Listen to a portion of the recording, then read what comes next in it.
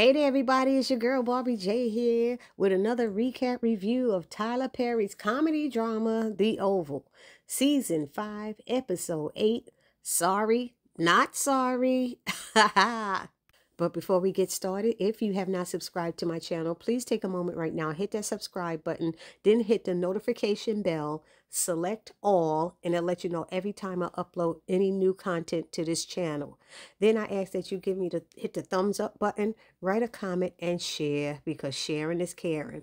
And I also like to thank all of you for supporting my channel and supporting me as a content creator. I really appreciate all of you. Happy holidays and many blessings to all.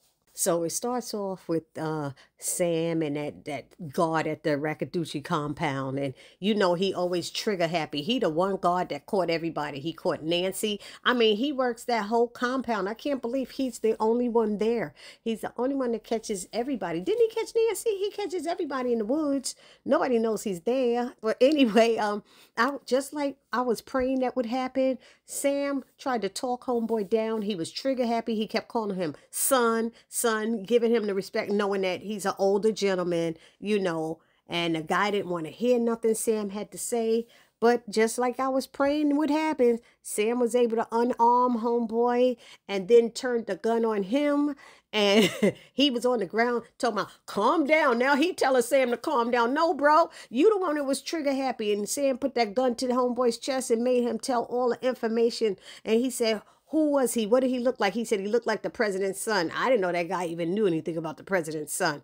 And so he did tell that he was Secret Service. So kind of like Jason's cover is blown now, you know. So, but anyway, I'm just glad that Sam got away. Thank you, God. I just could not see him in that compound again. Now we got Victoria. For some reason, she decides to try to be nice to Max. And Max is like, yes, ma'am. Thank you, ma'am. Whatever, ma'am. I always liked you. It was like, oh, really? Please, just go inside. Can I go in and see him? Yes, I'll let him know. She goes in there and she's asking him what happened with Simone. And he gives her the breakdown of what happened, told her that Simone's going to apologize. He sent her home to get dressed and changed, and she's coming back.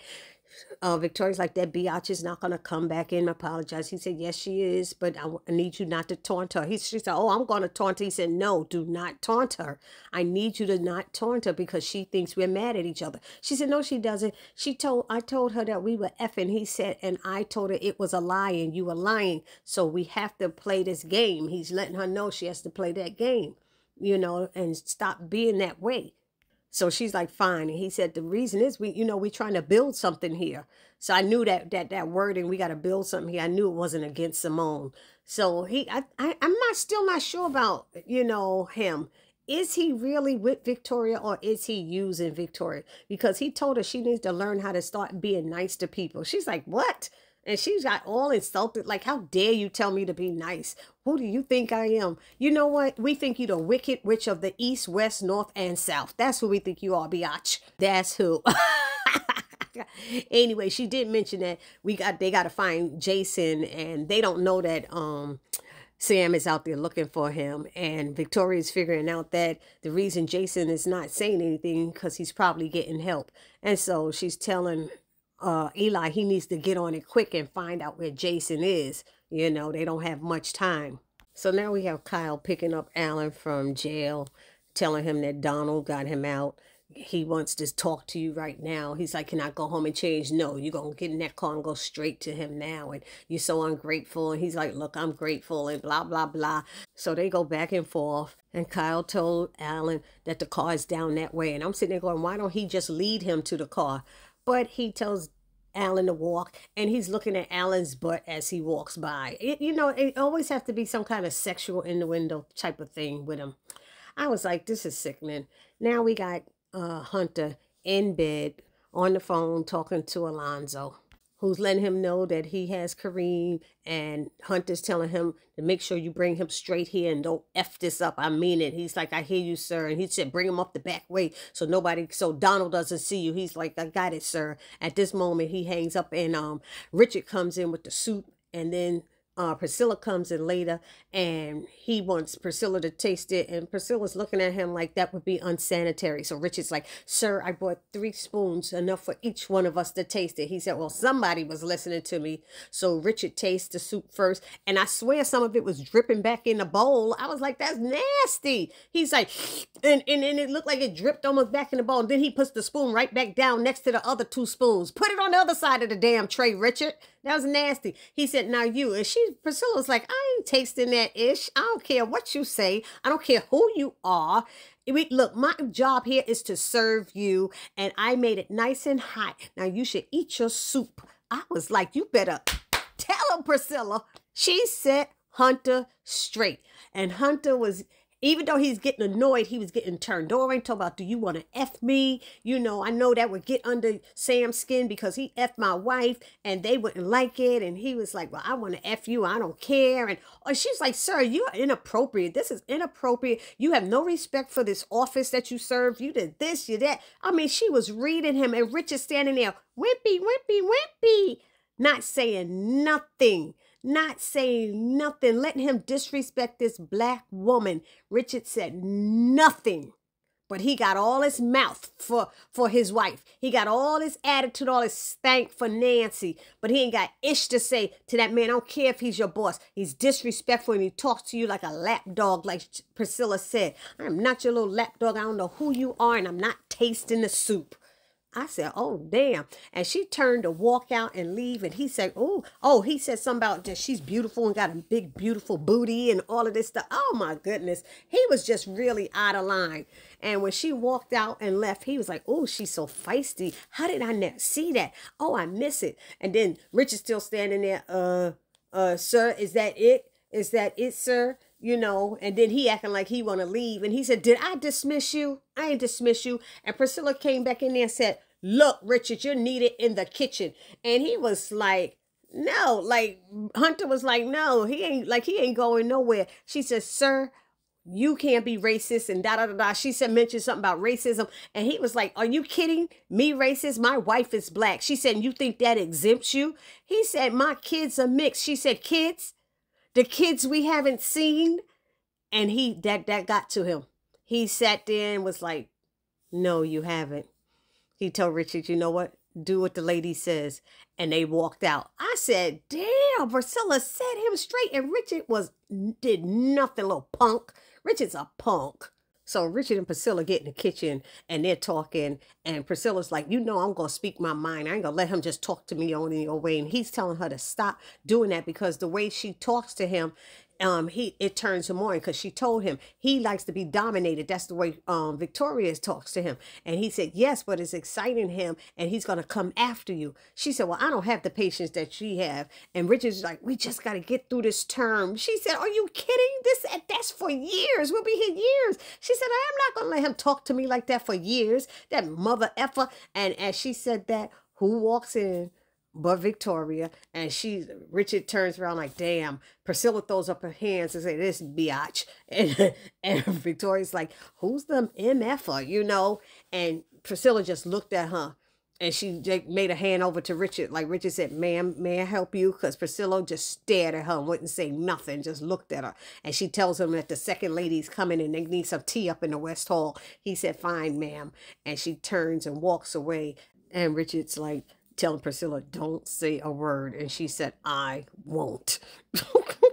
But she did say before Victoria came in, they could fire me if they want, because I'm not going to sit here and be dealing with that. I will be speaking my mind. So now we have Sam on the phone talking to Max, letting him know he got that dude in the truck. He said he's a big son of a gun. We're going to need some muscle. And he said, should I bring Bobby?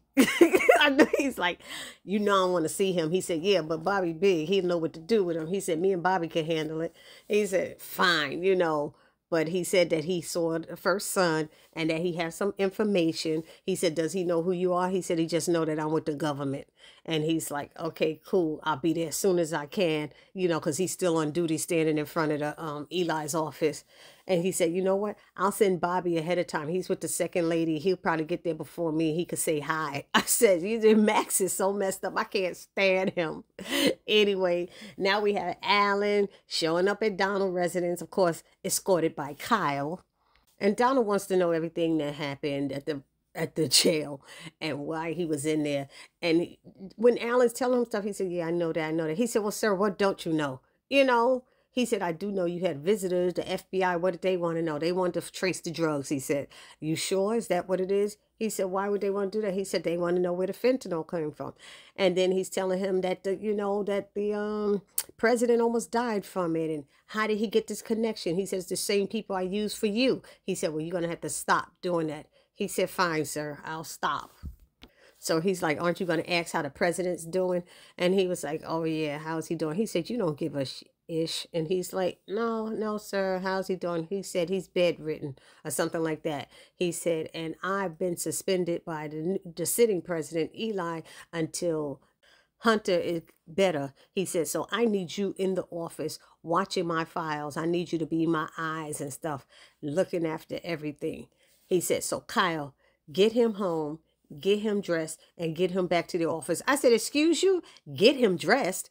I think Alan knows how to get dressed by his damn self. What you talking about telling Kyle to get him dressed? That made no sense to me. Y'all put it down in the comment section if that made sense. Because then as they going out the door, he said, "Okay, Kyle, be gentle now. Be gentle." I said, "What he gonna do to him? He gonna beat him? Or he trying to get him to bend him over and do something in his behind?" I'm like, "What are you talking about? Be gentle. What are we talking about here?" That just made no sense, those lines. Did it click with anybody else that sounded crazy? Anywho, now we got Simone showing up to the White House with Bobby, and he's asking her, shall he go upstairs with her? And at first she said no, but then second thought she said, "Yeah, you better, because I'm trying to keep my cool." And he said, "Yeah, if you feel like you've talking about flipping her over the balcony again, I better go with you." So he goes upstairs, and she got 8 Secret Service people in behind her while she's sitting there in the hallway. I thought they were in the Oval Office, but they're not. They're in the hallway, residence hallway. And Simone's like, "Is this all for me?" And she said, "No, this is all for me. This is how many people it's going to take me to keep my ass off of you." And she was like, "That won't be necessary." And then Victoria starts taunting her, just like Eli asked her not to do. And she started talking about her little knockoff purse, and had the Secret Service check her bag, because she was already checked downstairs. So if she was checked downstairs, her bag was checked coming in too. You know, it makes no sense. And Bobby's like, "Is that necessary?" And she's like, "No, that's all right, Bobby. He could check it." And he checked it and put it down. And she talking about her dress is cheap and stuff. She said, "Oh, then you must like it." I said, "Oh," she got a little dig right there. I was like, "Go ahead, Simone, get her." You know, because Victoria's the one who usually have on the ugly dresses and looking pitiful. So she dismisses all the Secret Service people, and she look at Bobby, and you too, and Bobby's still standing there, and he looks at Simone and said, "Ma'am, would you like for me to leave?" And she said, "That'll be fine, Bobby." He said, "I'll be downstairs." And he turns to walk in. Victoria go, "Oh, excuse me." And she go, "Oh, I see what's going on here." She gonna accuse them of sleeping together. It's always the people who are doing it want to accuse and say somebody else is doing it when they're not. So Bobby said, "No, that's not happening." Simone said it too. And he left and said he'll wait for her down at the bottom of the stairs. Then Victoria's gonna want to know why what she here for. "What you here for, girl?" You know, and she's like, "I'm here to apologize. I'm sorry. For what? For accusing me of what? Of sleeping with my husband, but Eli told me it wasn't true." She said, "Yes, I was effing him." And she was like, "No." She said, Victoria, she's like, "I was just kidding." And no, I wasn't. Only you could want a man like that. I said, "Damn." But then she said, "If you really mean it, really want to apologize, you should get down on your knees and do it." She said, "Are you for real?" I wouldn't have done it. I wouldn't have done it, but Simone sucked it up and did it. She put the pillow down. She said, "Don't you put my damn designer pillows on the floor?" And Simone dropped them all on the floor and got down on her knees with her white dress on and said she apologizes. She saw, "I can't hear you, Victoria's all of this." And she, she just had to, she said, "Okay, you gonna milk it?" She said, "I'm sorry." All right. And then she get up and Victoria's laughing at her saying, "I couldn't have done that," and pick up my pillows. And she said, "You got people to do that." She said, "Simone, like, pick up my pillows." So Simone throws them on the couch or whatever, puts them on the couch. And she's saying how she could have never do that. And that's when Priscilla come with the tea, and she started with that. And she's like, oh, did you just see her on her knees? You know what she was apologizing? Tell her what you were apologizing for. She said it was just a misunderstanding. No, she thought I was effing her husband. She's like, but it wasn't true. She said, yes, but I was sleeping with hers. She had sex with Sam one time, and she called it sleeping with and effing. It's one time, and it was 5 minutes. Let it go, Victoria. You don't mind ruining people's relationships. That's 2 marriages you ruin with your little whorish ways. So anyway, Priscilla wasn't trying to get into it. Priscilla put down that tray of tea and said, is there anything else, ma'am? And she said, no, that'd be all. And she walked away. Now we have Alan getting to his house, and Dale is there, and he's letting him know that he said, did you get the stuff out of the box and keep it safe? He said, yeah, I took it out, but I put it back in. He's like, why? I told you put it somewhere safe. He said, but if you're telling me to stay here, where I'm going to put it? On me? You know, it's back here safe. He said, I need you to protect it with your life and stuff. And he's telling him what is in it. Now, Dale knows that it's something, if he's telling you protect it with your life, it's something crazy that's on it. And he's like, what's on it? Can you tell me? He said, okay, if I tell you, can you keep a secret? Yeah, you can trust me. You can trust me. He said, they were FBI. Oh, he started freaking out. Oh, I can't. I came here with this. I can't do this. I can't do this. Said, you knew it was something. Why you ask him? And he had to smack him in the face and calm down. And then you hear Kyle yelling from the door, hey, hurry up. And I was like, Dale was freaking out. And Dale's like, who was that? And he said, Kyle. He said, oh my God. He said, I got to go back to the White House. And he's like, why? He said, because they killed Ellie. I need to find out what's going on, what the bottom line is. So he was like, okay. So he's telling him, be quiet. I said, y'all have to talk right there by the door. Why you to take him in the damn bedroom and talk? It makes no freaking sense. Hide him in the closet. Kyle's trying to come in, talking about, I'll give you 8 minutes. You know, it's just like, ay, ay, ay. And then it ends with, who is it? Alonzo bringing Kareem into Hunter's bedroom. Of all places. I forgot Hunter still got that bag attached to him or whatever, because his kidneys are all jacked up because he was a fool snorting all that damn coke. So Alonzo brings Kareem in there, and the president started accusing him of trying to kill him and saying that he obviously knows what was in the coke because it came from your pharmacy, and who did you get it from? And he said, my cousin. And then he's like, who's your cousin? And he said, I can't tell you that. And he was like, did you know it was laced with fentanyl? And he was like, no, he didn't know that. You know, he was like, it couldn't be. He couldn't be. And I don't know. We don't know if Kareem knows it was laced with fentanyl, because he just woke up. And he didn't do it. I'm thinking that his cousin did it and not Kareem. And Kareem don't know all those other people probably got sick from that stuff or died or something from it. It's something that his cousin, what's his name, Pookie? Let me stop. Antonio messed up. Antonio did it. And that's why he's trying to get out of town, because he effed it up. So long story short, Hunter asked Alonzo to tell Kareem what he did to him this morning. He said, he shot me. How many times? 5 times. Where? Right here. He said, that's impossible. You would be dead. He said, I had on my vest. He said, does Kareem have on a vest, Alonzo? He's hitting Kareem's chest. No, he doesn't have one. Pull out your gun, Alonzo. He's like, sir, because Alonzo's scared. He says, pull out your gun and put it to his head. He's telling Kareem, I will kill you effing behind. I will F you this, F that, you know. And he said, you better tell me who your cousin is. I will take your DNA and hunt down to the end of this earth and find out who your relatives are and everybody else until I find out who that cousin is. And Kareem was like, then you're going to just have to do that. He said, because I can't tell you. And he said, you know what, Kareem, I like you. You got balls. You got balls. I like you. And he said, Alonzo, shoot him. And Alonzo pulled the trigger and well, Kareem was going, wait, and the trigger went pow, but it looked like it was on by the back of his head. I don't know if he really shot him in the head or on the side of the head, but that's how it went off. Y'all let me know down in the comment section what y'all thought about this episode.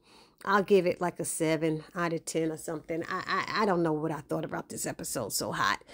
But next week's look like it's going to be interesting, too, because they coming upstairs talking about that's the second time we don't hear gunshots from the bedroom up there. And Victoria's like, what? How did they not know about it? And Hunter's up there shooting people. It makes no damn sense. Anyway, Don't forget to subscribe, like, comment, and share. Happy holidays, everybody. And I will see you all in the next video. It's your girl, Barbie J, saying peace.